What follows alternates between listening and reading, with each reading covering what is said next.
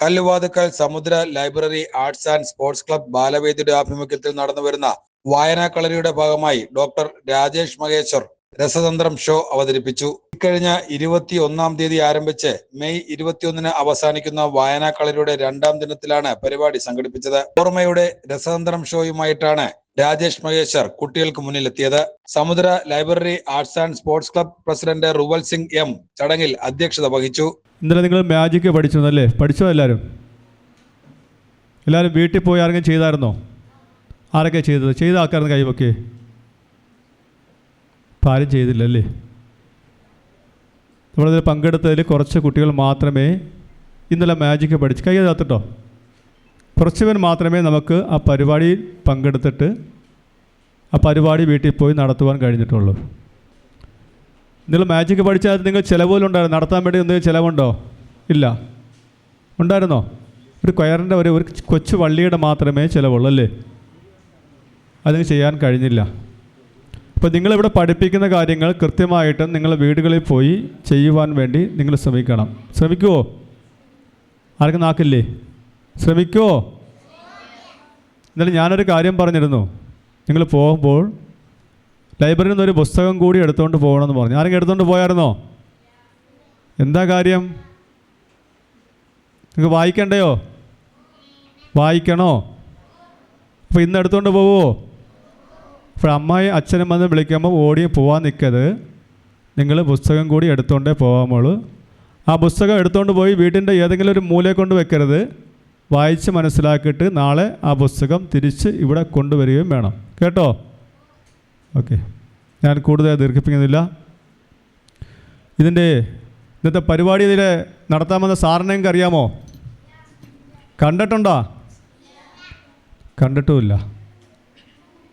അപ്പോൾ സാറിനെ പറഞ്ഞു വിടട്ടാ? വേണ്ട. സാറിൻ്റെ പേരറിയാമോ? പേരും അറിയത്തില്ലേ? എന്താ പേരെന്തുവാ? രാജേഷ് മഹേശ്വർ. ഈ സാറിൻ്റെ സ്ഥലം അറിയാമോ? ഇപ്പോൾ നിങ്ങൾ ചോദിക്കുമോ? ചോദിക്കണം കേട്ടാ. ഈ സാറ് കേരളത്തിലെ എല്ലാ മിക്ക സ്കൂളുകളിലും സാറ് പോയി നല്ല പരിപാടികൾ നടത്തിയിട്ടുണ്ട്. 700 പരം വേദികൾ സാറിന് പരിപാടി നടത്താൻ വേണ്ടി മാത്രം കഴിഞ്ഞിട്ടുണ്ട്. ഈ സമയത്തിനിടയിൽ സാറൊരു ഉദ്യോഗസ്ഥൻ കൂടിയാണ്. ഗ്രൗണ്ട് വാട്ടർ ഡിപ്പാർട്ട്മെൻറ്റിലെ ഉദ്യോഗസ്ഥൻ കൂടിയാണ്. അതിൻ്റെ ഇടയിലാണ് സാർ ഈ സമയം കണ്ടെത്തി നിങ്ങളെപ്പോലുള്ള കുട്ടികൾക്ക് വേണ്ടി അറിവ് നൽകുന്ന തരത്തിലുള്ള പരിപാടികൾ സാർ സംഘടിപ്പിക്കുന്നത്. മനസ്സിലായോ? അപ്പോൾ നിങ്ങൾക്ക് കളിയും ചിരിയും ആയിട്ടുള്ള പരിപാടികൾ സംഘടിപ്പിക്കാൻ വേണ്ടിയാണ് സാർ ഇന്ന് ഇവിടെ എത്തിയിരിക്കുന്നത്. Samudra library arts and sports club secretary N Sreekantan Nair സ്വാഗതം പറഞ്ഞു. വേദിയിലും സദസ്സിലുമുള്ള ബഹുമാന്യരെ, നമ്മുടെ വായനക്കളരിയിൽ പങ്കെടുക്കാനെത്തിയിരിക്കുന്ന എൻ്റെ പ്രിയപ്പെട്ട വിദ്യാർത്ഥിനികളെ, അവരോടൊപ്പം എത്തിച്ചേർന്നിട്ടുള്ള പ്രിയ രക്ഷകർത്താക്കളെ, സമുദ്രതീരം കൂട്ടുകുടുംബത്തിലെ പ്രിയപ്പെട്ട അച്ഛനമ്മമാരെ, സഹോദരി സഹോദരന്മാരെ, സമുദ്രതീരത്തിലെ സിംഗിനോടൊപ്പം പ്രവർത്തിക്കുന്ന ഇവിടുത്തെ ജീവനക്കാർ എന്ന് പറയുന്ന കുടുംബാംഗങ്ങളെ, സുഹൃത്തുക്കളെ, എൻ്റെ കർത്തവ്യം സ്വാഗതം ആശംസിക്കുക എന്നുള്ളതാണ്. അപ്പോൾ ഇന്നലെ സമുദ്രതീരത്തിനെക്കുറിച്ച് ചുരുങ്ങിയ വാക്കുകളിൽ ഞാൻ ആമുഖം പറയുകയുണ്ടായി. അതുകൊണ്ട് ഇന്ന് അതിലേക്ക് കടക്കുന്നില്ല. നമ്മുടെ വിശിഷ്ട അതിഥിയുടെ അറിവിലേക്കായി ഈ സമുദ്രതീരം സെക്കുലാർ ഓൾഡ് ഏജ് ഹോമിനോടൊപ്പം ഇവിടെ പ്രവർത്തിച്ചുകൊണ്ടിരിക്കുന്ന ഏകദേശം 8 വർഷമായി പ്രവർത്തിച്ചുകൊണ്ടിരിക്കുന്ന കണ്ണുപരിശോധനാ ക്യാമ്പ് എല്ലാ മാസവും ഞായറാഴ്ച ഒരുപക്ഷെ ഏഷ്യയിൽ തന്നെ വീണ്ടും നേരത്തെ അവാർഡ് കിട്ടിയതാണ് ഏറ്റവും കൂടുതൽ കണ്ണ് പരിശോധനാ ക്യാമ്പ് നടത്തുന്ന, ക്യാമ്പിൽ ഏറ്റവും കൂടുതൽ രോഗികൾ പങ്കെടുക്കുന്ന ഒരു ക്യാമ്പ് ആണ് ഇതെന്നാണ് അരവിന്ദ് കണ്ണാശുപത്രിയിലെ കോർഡിനേറ്റർ കഴിഞ്ഞ ദിവസം, കഴിഞ്ഞ ക്യാമ്പിലല്ല അതിനു മുമ്പുള്ള ക്യാമ്പിൽ എന്നോട് സ്വകാര്യമായി പറഞ്ഞത്. അതുകൊണ്ട് അരവിന്ദ് കണ്ണാശുപത്രിയിലെ ജീവനക്കാർക്ക് സമുദ്രതീരത്തിലെ ക്യാമ്പിൽ നിന്ന് വരുന്ന ആൾ എന്ന് പറയുമ്പോൾ ഒരു പ്രത്യേക പരിഗണനയുണ്ട്. മറ്റൊരു സൗകര്യമാണ് ആംബുലൻസ്. 24 മണിക്കൂറും രോഗികൾക്ക് ആശ്രയിക്കാവുന്ന ഒരു ആംബുലൻസ്. ഈ ആംബുലൻസിൻ്റെ പ്രവർത്തനം തുടങ്ങിയ കാര്യം ഞാൻ ഇന്നലെ സൂചിപ്പിച്ചില്ല. അമ്മയെ ഹോസ്പിറ്റലിൽ കൊണ്ടുപോകാൻ നേരിട്ട ബുദ്ധിമുട്ടും തൻ്റെ കൂടെ ജോലി ചെയ്യുന്ന മറ്റ് തൊഴിലാളിക്ക് പരിക്ക് പറ്റിയപ്പോൾ അദ്ദേഹത്തെ കൊണ്ടുപോകാനും ആശുപത്രിയിൽ എത്തിക്കാനും ബുദ്ധിമുട്ട് അനുഭവപ്പെട്ടതിൻ്റെ ഭാഗമായിട്ടാണ് ഈ സൗജന്യ ആംബുലൻസ് സർവീസ് ഇവിടെ ആരംഭിച്ചത്. അതിനോടൊപ്പം തന്നെ പാരിപ്പള്ളി മെഡിക്കൽ കോളേജിൽ എൻ്റെ ആദ്യ ഹാളിൽ തന്നെ ഒരു അലമാര നിറച്ച് പുതിയ വസ്ത്രങ്ങളൊക്കെ അടുക്കി വെച്ചിട്ടുണ്ട്. അപകടത്തിൽപ്പെട്ട് രക്തത്തിൽ കുളിച്ചു വരുന്ന ആളുകൾക്ക് ആ സമയത്ത് വസ്ത്രം മാറാൻ മറ്റെവിടെയും കിട്ടാത്തൊരു സ്ഥിതിയിൽ അത്തരത്തിലൊരു ബുദ്ധിമുട്ടിനും സാക്ഷ്യം വഹിക്കേണ്ടി വന്ന റൂൽ സിംഗ് ഒരു അലമാര നിറച്ച് പുതുവസ്ത്രങ്ങൾ എല്ലാ മാസവും കഴിഞ്ഞ ആഴ്ച എന്നെയും വിളിച്ചു. രാവിലെ വിളിച്ചിട്ട് പറഞ്ഞു, സാറേ മെഡിക്കൽ കോളേജിൽ പോകണമല്ലോ. ഞാൻ പെട്ടെന്ന് അന്തം വിട്ടുപോയി. എന്തിനായി ഇത്ര വെളുപ്പാങ്കാലത്ത് മെഡിക്കൽ കോളേജിൽ പോകുന്നത്? എന്തെങ്കിലും അത്യാഹിതം? ഞാൻ അങ്ങനെ ചോദിച്ചു, റൂൾ സിംഗ് എന്ത് പറ്റി? അല്ല സാറേ, ഡ്രസ്സ് വയ്ക്കേണ്ട ദിവസമാണെന്ന്. അപ്പോൾ അത് കൃത്യമായിട്ട് മറ്റാര് മറന്നാലും അത് മറക്കാതെ യഥാസമയം അവിടെ ആവശ്യമുള്ള തീർന്ന വസ്ത്രങ്ങൾ കൊണ്ടുവച്ച് അതിൻ്റെ പ്രവർത്തനം ഒക്കെ വളരെ കാര്യക്ഷമമായി ചെയ്തുകൊണ്ട് പോകുന്ന ഈ സമുദ്രതീരത്തിലാണ് ഇതിൻ്റെ ലൈബ്രറിയുടെ പ്രവർത്തനത്തിൻ്റെ ഭാഗമായിട്ടുള്ള ബാലവേദിയുടെ ഈ വായനക്കളരി സംഘടിപ്പിച്ചിരിക്കുന്നത്. ഞാൻ ഇന്നലെ പറഞ്ഞായിരുന്നു. ഇത് സംഘടിപ്പിച്ചിരിക്കുന്നതിന് പിന്നിൽ കുറച്ച് കലാപരിപാടികൾ, കുട്ടികൾക്ക് ആസ്വദിക്കാനുള്ള കുറേ പരിപാടികൾ അവതരിക്കുക മാത്രമല്ല, മറ്റൊരു കാര്യം പ്രത്യേകം മനസ്സിലാക്കണം. എന്താ, ഇവിടെ ഈ ഭാഗത്ത് നിങ്ങളുടെ പിറകിലുമായിട്ട് ഏകദേശം 38ഓളം അപ്പൂപ്പന്മാരും അമ്മൂമ്മമാരും മാമന്മാരും മാമിമാരും ഇരിപ്പുണ്ട്. അവരാരാണ് നിങ്ങൾ ശ്രദ്ധിച്ചായിരുന്നോ ഇന്നലെ വന്നപ്പോൾ? ഇല്ല. ജീവിതത്തിൻ്റെ പല ക്ലേശങ്ങളിൽപ്പെട്ട് ഉഴലുകയായിരുന്ന അവരെ പല നല്ല മനുഷ്യരും ചേർന്ന് സമുദ്രതീരം എന്ന ഈ വൃദ്ധസദനത്തിൽ, ഈ കൂട്ടുകുടുംബത്തിൽ കൊണ്ടെത്തിച്ചിരിക്കുക. അവരെ നോക്കാൻ ആളില്ലാത്തതുകൊണ്ട്, മക്കൾക്ക് സമയമില്ലാത്തതുകൊണ്ട്. അവിടെയും ലഹരി ഒരു വലിയ ഘടകമാണ്.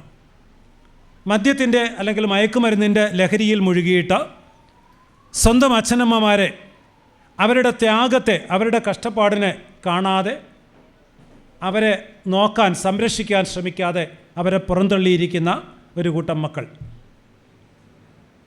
അങ്ങനെയുള്ള മക്കളുടെ കൂട്ടത്തിൽ ഭാവിയിൽ വളർന്നു വരുന്ന നിങ്ങൾ ഉൾപ്പെടാതിരിക്കട്ടെ. നിങ്ങൾ 30 ദിവസത്തെ ഈ ക്യാമ്പ് കഴിഞ്ഞ് പോകുമ്പോൾ ഈ അപ്പൂപ്പന്മാരോടും അമ്മൂമ്മമാരോടും മാമന്മാരോടും മാമിമാരോടുമൊക്കെ സംസാരിച്ച് ഇടപഴകി അവരുടെ കാര്യങ്ങളുമൊക്കെ ചോദിച്ച് മനസ്സിലാക്കാൻ സമയം കണ്ടെത്തണം. ആ സമയം കണ്ടെത്തുന്നത് ഈ 3 മണിക്ക് വന്നിട്ടല്ല. അതിന് മുന്നേ എത്തി നിങ്ങൾക്ക് അവരോടിരുന്ന കൊച്ചു വർത്തമാനങ്ങൾ പറഞ്ഞ് അവരുടെ കഥകളൊക്കെ ചോദിച്ച് നന്നായിട്ട് കഥ പറഞ്ഞു തരുന്ന, ഭംഗിയായി പാട്ട് പാടുന്ന ഒരുപാട് അപ്പൂപ്പന്മാർ മാമന്മാരും ഒക്കെ ഇതിനകത്ത് ഇരിപ്പുണ്ട്. ഒരു പക്ഷേ നിങ്ങളെക്കാളും ഭംഗിയായിട്ട് പാട്ട് പാടുവർ. അപ്പോൾ അവരോടൊക്കെ ചോദിച്ച് ആ കാര്യങ്ങൾ പഠിക്കണം. അങ്ങനെ അറിവ് നേടാനായിട്ട് ഈ ആധുനിക യുഗത്തിൻ്റെ ലഹരി എന്ന വിപത്തിൽ പോകാതെ കൂട്ടുകൂടുന്നതിനായിട്ട് ഇതിൽ എൻ്റെ സ്വന്തം കൊച്ചുമോനും കൂടിയുണ്ട്. എൻ്റെ സ്വന്തം കൊച്ചുമോൻ ഇന്നലെ ഇവിടുന്ന് പോകുന്നതിന് മുമ്പ് ഇവിടുത്തെ ഒരു സ്റ്റാഫിനോട് ചോദിച്ചു, അങ്കിളെ, ഈ ഉരുളൻ തടി പൊക്കുന്ന ആ വിനോദം എപ്പോഴാണ് കളിക്കുന്നത് ഞങ്ങൾ? അങ്ങനെ ചോദിച്ചാൽ അതെന്തിനാ? അപ്പോൾ നമ്മുടെ നോട്ടീസിൽ അങ്ങനത്തെ പരിപാടിയുണ്ട്. മരത്തിൽ കയറുന്നത് പ്രാക്ടീസ് ചെയ്യണം, വലിയ തടികളൊക്കെ പിടിച്ചു പൊക്കാൻ പ്രാക്ടീസ് ചെയ്യണം, ഒറ്റയ്ക്കല്ല കൂട്ടം ചേർന്നുകൊണ്ട്. അത് സംഘം ചേരലിൻ്റെ, സംഘബലത്തിൻ്റെ മഹത്വം മനസ്സിലാക്കുന്നതിന് വേണ്ടി ഏർപ്പെടുത്തിയിരിക്കുന്നതിനാണ്. അല്ലാതെ വലിയ തടി പിടിച്ചു പൊക്കാനുള്ള വിനോദമൊന്നും അല്ലത്. അപ്പോൾ എൻ്റെ കൊച്ചുമോൻ പോലും ധരിച്ചിരിക്കുന്നത് അങ്ങനെയാണ്, നമുക്ക് വലിയ തടിയൊക്കെ പിടിച്ച് വണ്ടിയിൽ കയറ്റി മില്ലിലൊക്കെ കൊണ്ടുപോകാമെന്നാണ്. ഇങ്ങനെ വിവിധ ഉദ്ദേശങ്ങൾ മനസ്സിൽ വെച്ചുകൊണ്ട് ഈ വായനാക്കളരിയിൽ അതിനെ വിജയിപ്പിക്കാനും അതിൽ നിന്ന് ധാരാളം അറിവ് നേടാനും എത്തിയിരിക്കുന്ന കുട്ടികളെ വായനശാലയുടെയും സ്പോർട്സ് ക്ലബിൻ്റെയും സമുദ്രതീരം ചാരിറ്റബിൾ ട്രസ്റ്റിൻ്റെയും എൻ്റെ വ്യക്തിപരമായ പേരിലും ഞാൻ സ്വാഗതം ചെയ്യുന്നു. ഒപ്പം റുവൽ സിംഗിനോട് ഞാനൊരു അപേക്ഷ നടത്തുകയാണ്. ഇതിനകത്ത് വന്നിരിക്കുന്ന ഈ കുട്ടികളിൽ പഠിക്കാൻ മിടുക്കരായ കുട്ടികൾക്ക് ഏതെങ്കിലും വിഷയങ്ങളിൽ ട്യൂഷൻ സഹായം ആവശ്യമുണ്ടെങ്കിൽ അത് സൗജന്യമായിട്ട് ചെയ്തു തരുന്നതിന് ഒരു ടീമിനെ സംഘടിപ്പിക്കാൻ ഞാനൊരുക്കമാണ്. അങ്ങനെ ആവശ്യമുള്ളവർ നമ്മുടെ ചെയർമാനെ സമീപിച്ച് അതിനുള്ള സൗകര്യം ഒരുക്കി തരികയാണെങ്കിൽ നിങ്ങൾക്ക് ആവശ്യമുള്ള വിഷയങ്ങളിൽ, ഇവിടെ ഞാൻ 8ാം ക്ലാസ്സിലെയും 9ാം ക്ലാസ്സിലെയും കുട്ടികളെയൊക്കെയാണ് കണ്ടത്, 10ാം ക്ലാസ് വരെയുള്ള കുട്ടികൾക്ക് ഞാൻ ഉറപ്പ് തരുന്നു, നിങ്ങൾക്ക് പഠനത്തിന് കണക്കോ ഇംഗ്ലീഷോ ഒക്കെ ബുദ്ധിമുട്ടുണ്ടെങ്കിൽ അത് ഞങ്ങൾ സൗജന്യമായിട്ട്, നേരത്തെ പലപ്പോഴും ഇവിടെ സൗജന്യ ക്ലാസ് തുടങ്ങിയിട്ടുണ്ട്. അപ്പോൾ സൗജന്യം എന്ന് പറയുമ്പോൾ കുട്ടികൾക്കും രക്ഷിതാക്കൾക്കും വളരെ ബുദ്ധിമുട്ടാണ്. എന്താണെങ്കിലും ശരി, അങ്ങനെ ഏതെങ്കിലും കുട്ടിക്ക് എന്തെങ്കിലും ബുദ്ധിമുട്ടുണ്ടെങ്കിൽ തീർച്ചയായിട്ടും ഞങ്ങൾ സഹായിക്കുന്നതായിരിക്കും.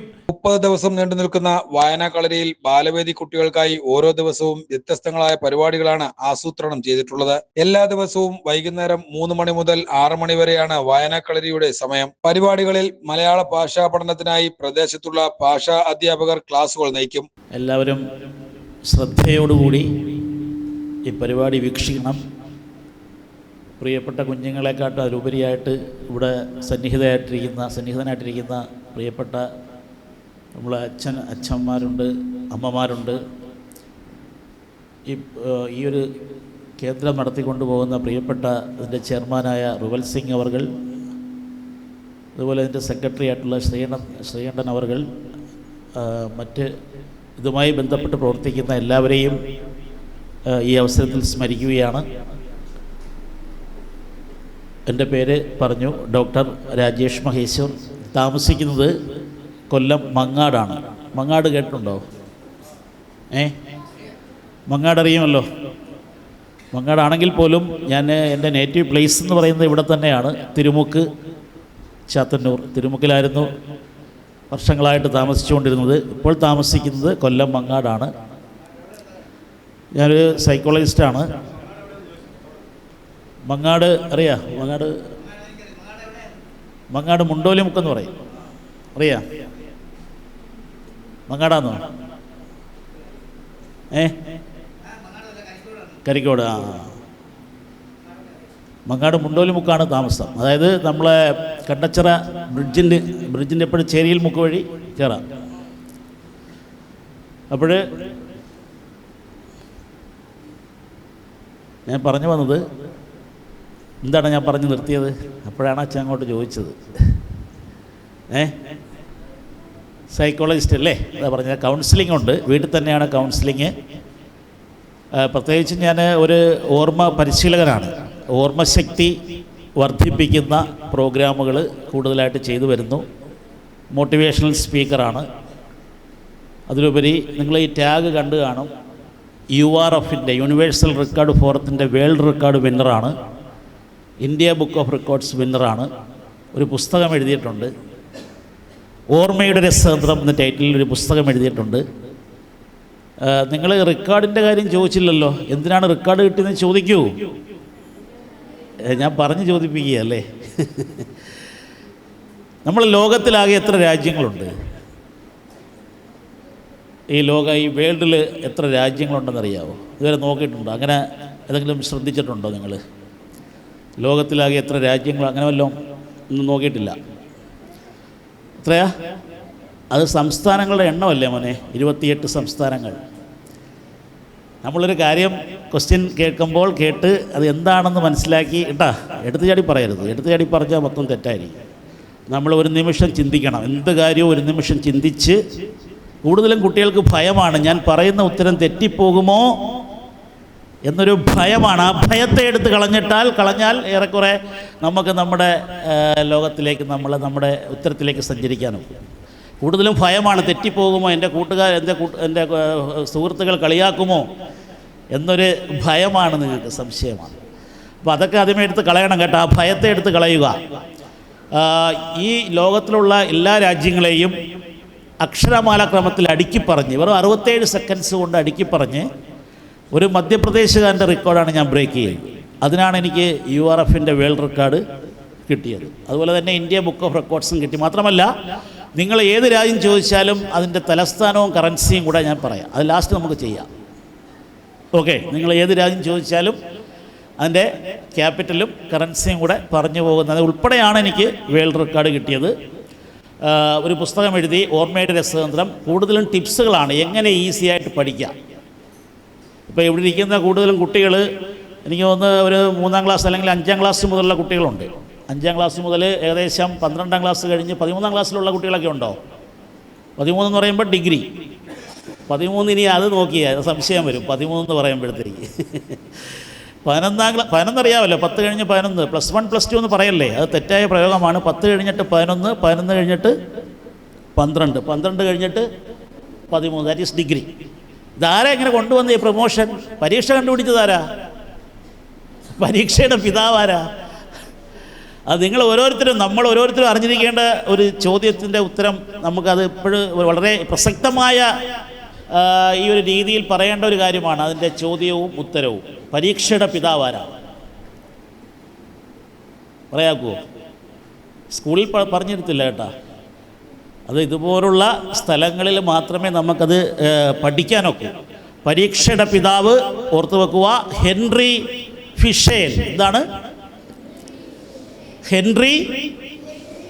ഫിഷില്ലേ, ഫിഷ്, മീനില്ലേ, മീൻ. ഓർത്തു വെക്കുക, ഹെൻറി ഫിഷേൽ. പറഞ്ഞേ, ഹെൻറി ഫിഷേൽ. നിങ്ങളിത് പെട്ടെന്ന് മറക്കുവേ. ഇവിടെ ഇരുന്ന് ഇതെല്ലാം പറയും, കുറേ കഴിയുമ്പോഴത്തേക്കൊരു പുകമറയാവും. മനസ്സിലായില്ലേ? എത്ര പഠിച്ചാലും, എത്ര പച്ചവെള്ളം പോലെ പഠിക്കുന്ന കാര്യങ്ങൾ പോലും സമയത്തിന് മറന്നു പോകുന്ന അവസ്ഥയുണ്ട്. എത്ര നല്ലതുപോലെ പഠിച്ചാലും ചിലപ്പോൾ ടെൻഷൻ കൂടും. ടെൻഷൻ കൂടിക്കഴിഞ്ഞാൽ, ആദ്യം കൂടിക്കഴിഞ്ഞാൽ നമ്മളെ ഓർമ്മശക്തി കുറയും, പഠിച്ചതെല്ലാം മറന്നു പോകും. അതുകൊണ്ട് ഞാൻ പറഞ്ഞ പേര് ഓർത്തു വെക്കുക. പേര്, ഓരോരുത്തരുടെയും പേര് പഠിക്കാനാണ് പ്രയാസം. രൂപം കൊണ്ട് അവരുടെ സാന്നിധ്യം നമ്മൾ മനസ്സിലാക്കും, രൂപം വെച്ച് മനസ്സിലാക്കും. പക്ഷേ പേര് പെട്ടെന്ന് മറന്നുപോകും. അപ്പോൾ ഈ പേര് മറക്കരുത്. പരീക്ഷ കണ്ടുപിടിച്ച ആളുടെ പേര് ഫാദർ ഓഫ് എക്സൈ. അടുത്ത സമയത്ത് ഫേസ്ബുക്കിൽ പോസ്റ്റ് ഉണ്ടായിരുന്നു, എടാ കിട്ടിയടാ കിട്ടി, 1ാം ക്ലാസ് മുതൽ തപ്പി നടന്നവനെ. നടുക്ക് അദ്ദേഹത്തിൻ്റെ ഫോട്ടോ, തൊട്ട് താഴെ കൊടുത്തിരിക്കുന്ന പരീക്ഷ കണ്ടുപിടിച്ച തെണ്ടി എന്നുവരെ എഴുതി. മനസ്സിലായില്ലേ അദ്ദേഹത്തെ? അദ്ദേഹം കണ്ടുപിടിച്ചത് 1ാം ക്ലാസ്സിൽ ഒറ്റ പ്രാവശ്യം. 1ൽ നിന്ന് പ്രൊമോഷൻ കൊടുത്ത് 2ലേക്ക്, 2ൽ നിന്ന് 3, 3, 4, 5, 6, 7, 8, 9, 10, 11, 12, 13 ഇങ്ങനെ പോയിക്കൊണ്ടിരിക്കും. ആ ഒരു പരീക്ഷ, ആ പ്രൊമോഷൻ കണ്ടുപിടിച്ച ആളാണ് ഹെൻറി ഫിഷേൽ ഫ്രം USA, അമേരിക്കൻ ഐക്യനാടുകൾ. അപ്പോൾ USA-കാരനാണ് അദ്ദേഹം. പുള്ളി മരിച്ചുപോയി. പക്ഷേ ഈ പേര് നിങ്ങൾ ഓർത്തു വെക്കുക. നിങ്ങളെ എല്ലാവരെയും പരീക്ഷ എഴുതിപ്പിക്കുന്ന വ്യക്തിയാണ്. നമ്മളെല്ലാവരെയും പരീക്ഷ എഴുതിപ്പിക്കുന്ന വ്യക്തിയുടെ പേരാണ് പേരാണ് പേരാണ് പേരാണ് ഹെൻറി ഫിഷേൽ. എന്താണ്? ഹെൻറി ഫിഷേൽ. മറക്കുമോ? ഇപ്പം ചോദിക്കത്തില്ല, ഞാൻ ഏറ്റവും ലാസ്റ്റ് ചോദിക്കും കേട്ടോ. ഇപ്പം ചോദിച്ചാൽ നിങ്ങൾ പറയും. അപ്പോൾ URF കിട്ടി, ഇന്ത്യ ബുക്ക് ഓഫ് റെക്കോർഡ്സ് കിട്ടി, ഒരു പുസ്തകം എഴുതി. കൊല്ലത്ത് റേഡിയോ സാന്ത്വനം അറിയാമോ സാറേ? റേഡിയോ സാന്ത്വനം, അതും നമ്മളെ ചാരിറ്റി പ്രസ്ഥാനം, പെയിൻ ആൻഡ് പാലിയേറ്റീവ് കെയർ, അതുമായി ബന്ധപ്പെട്ട് പ്രവർത്തിക്കുന്ന റേഡിയോ സാന്ത്വനത്തിലെ പ്രോഗ്രാം പ്രൊഡ്യൂസറാണ് ഞാൻ. അവിടെ ഞാൻ മെമ്മറി ടോക്ക് എന്നും പറഞ്ഞൊരു പ്രോഗ്രാം ചെയ്തു വരുന്നു. വലിയൊരു നല്ല ഒരു റേഡിയോ സ്റ്റേഷനാണ്, വളർന്നു വരുന്ന ഒരു റേഡിയോ സ്റ്റേഷനാണ്. അവരുടെ ഭാഗമാവാൻ കഴിഞ്ഞതിൽ വളരെ സന്തോഷമുണ്ട്. പിന്നെ അങ്ങനെ പോകുന്നു ഓരോ കാര്യങ്ങൾ. മഴവിൽ മനോരമയിൽ കഴിഞ്ഞ സെപ്റ്റംബറിൽ ഒരു ചിരി ഇരുചിരി ബമ്പർ ചിരിയിൽ ഫാമിലി ഗസ്റ്റായിട്ട് പങ്കെടുക്കാനൊത്തു. അതുപോലെ അമൃത TV-യിൽ കോമഡി മാസ്റ്ററിനകത്ത് ഒരു സ്പെഷ്യൽ പെർഫോമൻസ് ചെയ്യാനൊത്തു. അത് ഏകദേശം 10 ലക്ഷം പേര് കണ്ടു. 1 മില്യൺ കഴിഞ്ഞു. അത് നമുക്ക് പ്രയോജനമില്ല, അവർക്ക് അമൃത TV-യുടെ യൂട്യൂബ് ചാനലിനാണ് അതിൻ്റെ പ്രയോജനം. അപ്പം നമുക്ക് തുടങ്ങിയാലോ? സമുദ്ര ആർട്സ് ആൻഡ് സ്പോർട്സ് ക്ലബ് വളരെ പ്രൗഢിയിലായിട്ട് പ്രസൻസ് ചെയ്യുന്നു വായന കളരി. അതിലെ കൊച്ചു കുഞ്ഞുങ്ങളെ പരിചയപ്പെടാൻ കഴിഞ്ഞതിൽ സന്തോഷമുണ്ട്.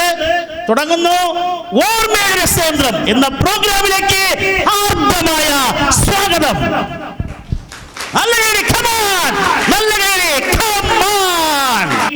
എന്ന് വിശേഷണമുള്ള നദി കേരളത്തിൻ്റെ നൈൽ. ഓക്കെ, ആദ്യം പറഞ്ഞതാണ് പൊന്നാനിപ്പുഴ എന്നറിയപ്പെടുന്ന എന്ന വിശേഷണമുള്ള കേരളത്തിലെ നദി. ഓക്കെ, രണ്ടാമത്തത് കേരളത്തിലെ നൈൽ എന്ന വിശേഷണമുള്ള നദി. ശോകനാശിനി പുഴ എന്നറിയപ്പെടുന്ന നദി. നിള എന്ന വിശേഷണമുള്ള നദി. പ്രാചീന കാലത്ത് പേരാർ എന്നറിയപ്പെട്ടിരുന്ന നദി. ഒരെണ്ണം കൂടെ, ആറാമത്തെ ക്വസ്റ്റ്യൻ. കേരളത്തിലെ ഏറ്റവും നീളം കൂടിയ രണ്ടാമത്തെ നദി. ഒരൊറ്റ ഉത്തരം, ഒരൊറ്റ ഉത്തരം. പൊന്നാനിപ്പുഴ, ശോകനാശിനി പുഴ, കേരളത്തിൻ്റെ നൈൽ, നിള എന്ന വിശേഷണമുള്ള, പ്രാചീന കാലത്ത് പേരാർ എന്നറിയപ്പെട്ടിരുന്ന നദി, കേരളത്തിലെ ഏറ്റവും നീളം കൂടിയ രണ്ടാമത്തെ നദി. ഏതായിരിക്കും? ഏതായിരിക്കും? ഏതായിരിക്കും? ഏത്? ഏതാ? ഏതാ? യമുനാ നദി. ഇല്ല, കേരളത്തിലെ ഏറ്റവും നീളം കൂടിയ രണ്ടാമത്തെ നദി, നിള എന്ന് വിശേഷണമുള്ളത്, കേരളത്തിലെ നൈൽ എന്നറിയപ്പെടുന്ന നദി, ശോകനാശിനി പുഴ, പൊന്നാനിപ്പുഴ, പ്രാചീനകാലത്ത് പേരാർ. രക്ഷയില്ല. പൊതുവിജ്ഞാനം വളരെ കുറഞ്ഞുകൊണ്ടിരിക്കുന്ന കാലഘട്ടത്തിൽ GK വേണ്ടേ? GK കുറിച്ച് അറിയണ്ടേ? ഒരു ടെസ്റ്റ് എഴുതണമെങ്കിൽ തീർച്ചയായിട്ടും നമുക്ക് പൊതുവിജ്ഞാനം വേണം, പത്രം വായിക്കണം, കറണ്ട് അഫയേഴ്സ്, ആനുകാലിക സംഭവങ്ങൾ തീർച്ചയായും. ആര് പറയൂ? Come on, you come straight forward. Come on, come on, come on. പറഞ്ഞത് വരൂ. പിന്നെന്താ മോളേറ്റ് പറഞ്ഞു? മോനെ, ആ ഉത്തരം എങ്ങനെ കിട്ടി? ആദ്യമേ തോന്നിയായിരുന്നു. പിന്നെ പറയാൻ എന്താ? നേരെ നേരെ സ്ട്രൈറ്റ്.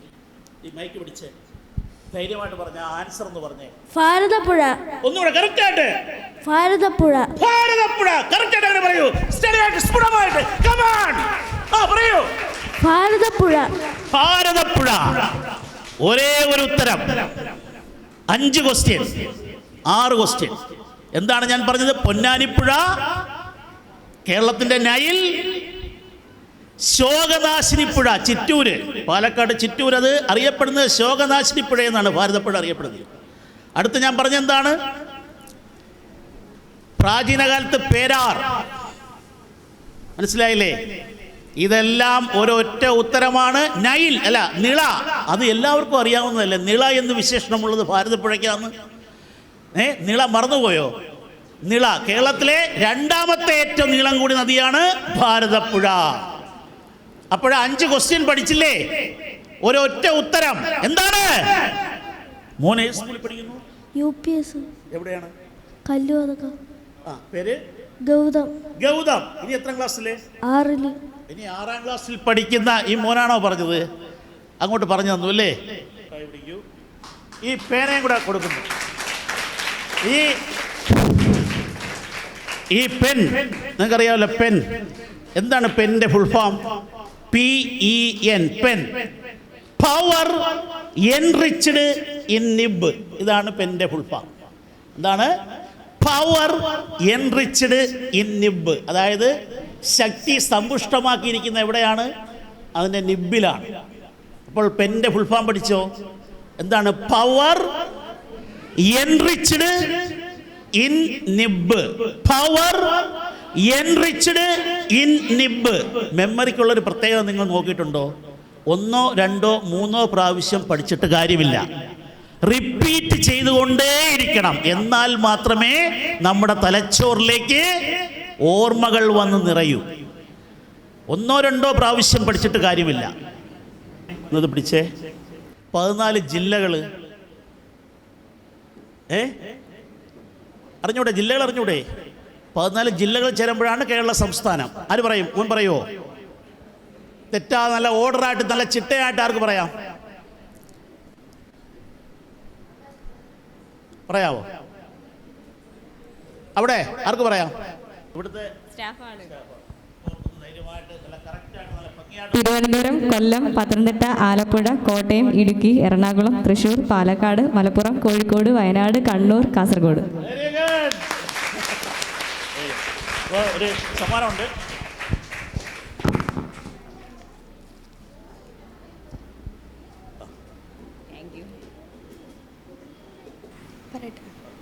തിരുവനന്തപുരം, കൊല്ലം, പത്തനംതിട്ട, ആലപ്പുഴ, കോട്ടയം, ഇടുക്കി, എറണാകുളം, തൃശ്ശൂർ, പാലക്കാട്, മലപ്പുറം, കോഴിക്കോട്, വയനാട്, കണ്ണൂർ, കാസർഗോഡ്.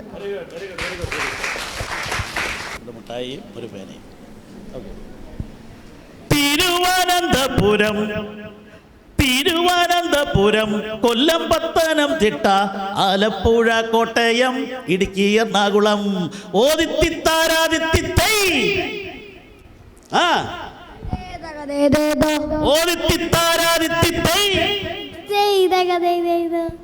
തൃശ്ശൂര്, പാലക്കാട്, മലപ്പുറം, കോഴിക്കോട്, വയനാട്, കണ്ണൂർ, ലാസ്റ്റ് കാസർഗോഡുണ്ടേ.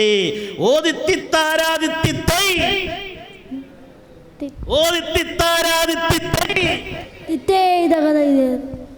ഇന്നത്തെ ദിവസത്തിന്റെ പ്രത്യേകത എന്താണ്?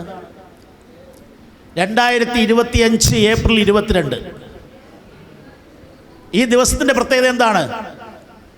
ഇന്നത്തെ ദിവസത്തിന്റെ 2025 ഏപ്രിൽ 22 ലോക ഭൗമ ദിനം, വേൾഡ് എർത്ത് ഡേ ആണ്.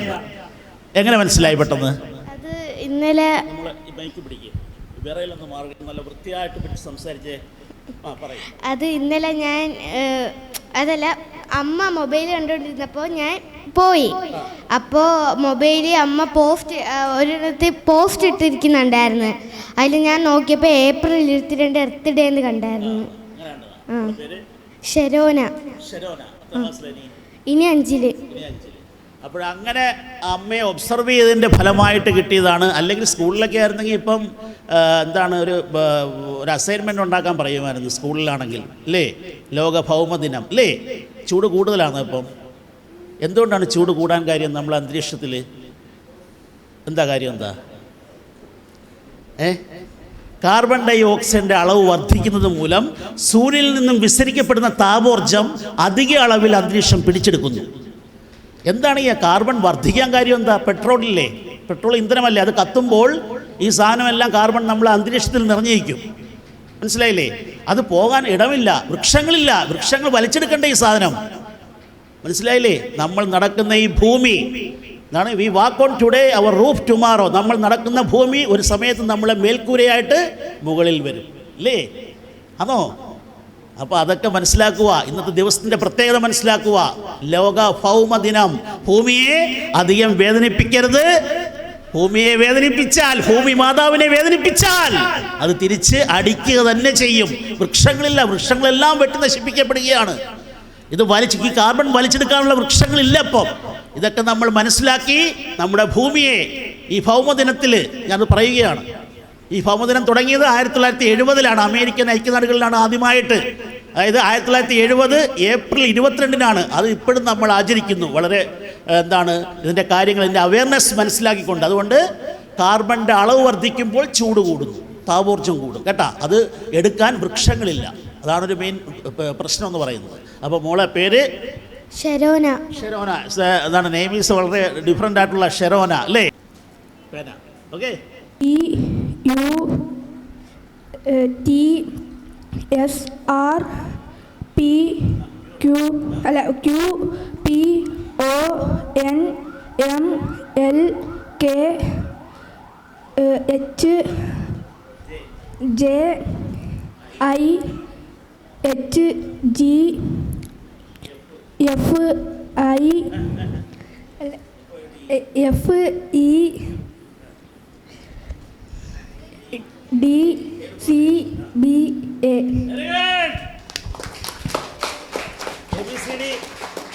മുതൽ ഇസഡ് വരെയുള്ള ലെറ്റർ തിരിച്ചു പറഞ്ഞിരിക്കുകയാണ്. മോൻ്റെ പേര് നമ്മുടെ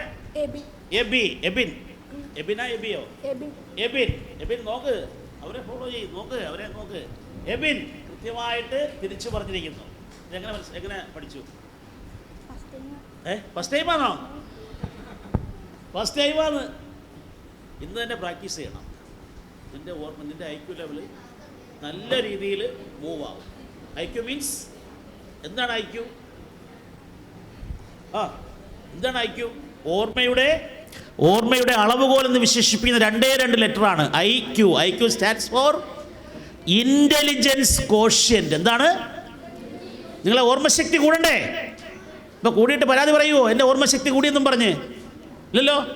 അപ്പോൾ ഇതൊന്ന് പ്രാക്ടീസ് ചെയ്യുമോ? 3 ലെറ്റർ വെച്ച് തിരിക്കണം. 3 letter: ZYX, WVU, TSR, QPO, NML, KJI, HGF, EDC. 2 letter വരും ലാസ്റ്റ്. BA. പതുക്കെ എന്നിട്ട് സ്പീഡ് കൂട്ടണം ശകലം. ZYX, WVU, TSR, QPO, NML, KJI, HGF, EDC, BA. നല്ല speed. ZYX, WVU, TSR, QPO, NML, KJI, HDC, BA. ഇതുപോലെ practice ചെയ്ത് ഇന്ന് തന്നെ നിങ്ങൾ പ്രാക്ടീസ് ചെയ്ത് മനസ്സിലായില്ലേ? ഇനി അടുത്ത സ്കൂൾ തുറക്കാറാകുമ്പോൾ June 2 സ്കൂൾ തുറക്കുന്നത്. അപ്പം ഇത് നല്ല പ്രാക്ടീസായി, ഒരു എറേഴ്സും ഇല്ലാതെ, ഒരു ഒമിഷനും ഇല്ലാതെ, ഒന്നും വിട്ടുപോകാതെ കൃത്യമായിട്ട് പഠിച്ച് കൂട്ടുകാരുടെ മുമ്പിൽ അവതരിപ്പിക്കുമോ? അവതരിപ്പിക്കുന്നത് മാത്രമല്ല, ഇങ്ങനെ ശീലിച്ചു കഴിഞ്ഞാൽ നിങ്ങളുടെ ഓർമ്മശക്തി, നിങ്ങളുടെ ഓർമ്മയുടെ കോശങ്ങൾ നന്നായി വികസിക്കും. പഠിക്കുന്ന കാര്യങ്ങൾ നല്ലതുപോലെ നിങ്ങളുടെ ഓർമ്മയിൽ നിൽക്കും. അടിപൊളിയായിരിക്കും. ഇല്ലേ മോനെ? സൂപ്പറല്ലേ?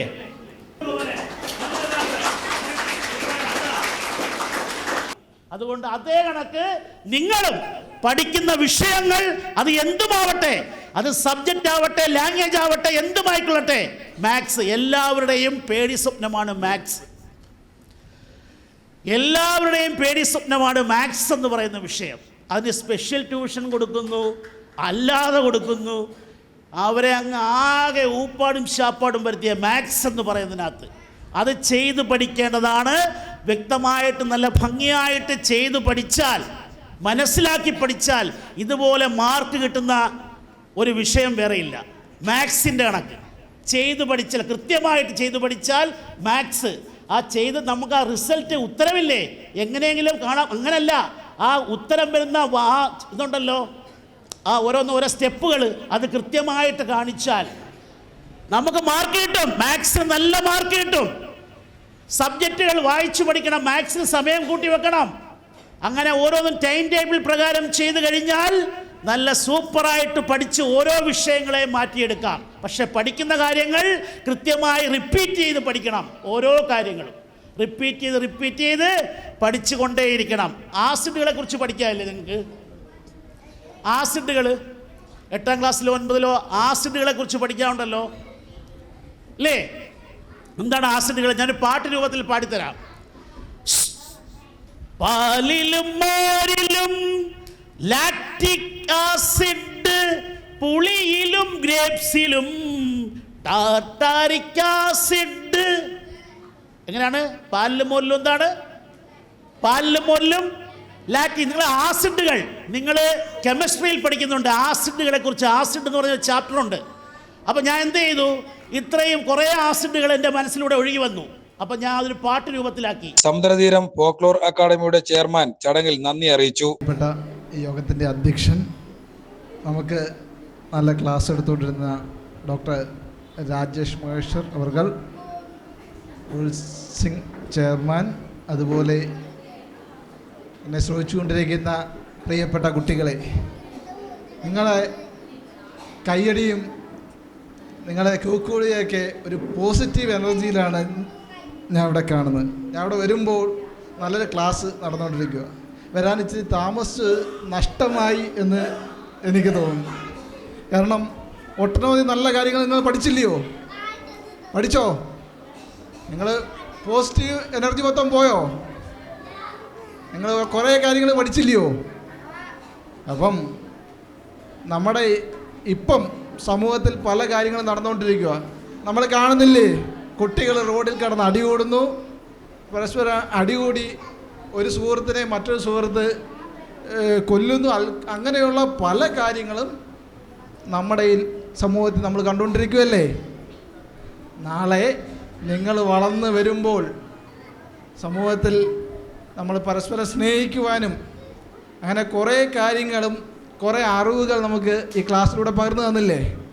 അപ്പം ഇത്രയും അറിവുകൾ പകർന്നു തന്ന നമ്മുടെ ഈ ക്ലാസ് എടുത്ത ശ്രീ ഡോക്ടർ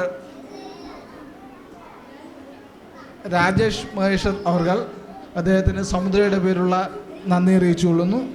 അതുപോലെ യോഗത്തിൻ്റെ അധ്യക്ഷൻ നമ്മുടെ എല്ലാമായ സമുദ്രയുടെ ചെയർമാൻ ശ്രീ റോൾ സിംഗ് അവർ, അതുപോലെ എന്നെ ശ്രമിച്ചുകൊണ്ടിരിക്കുന്ന എല്ലാവർക്കും ഒറ്റവാക്കിൽ നന്ദി അറിയിച്ചുകൊള്ളുന്നു. വായനാ കളരിയിൽ ബാലവേദിയിലെ 62 കുട്ടികളാണ് പങ്കെടുത്തത്.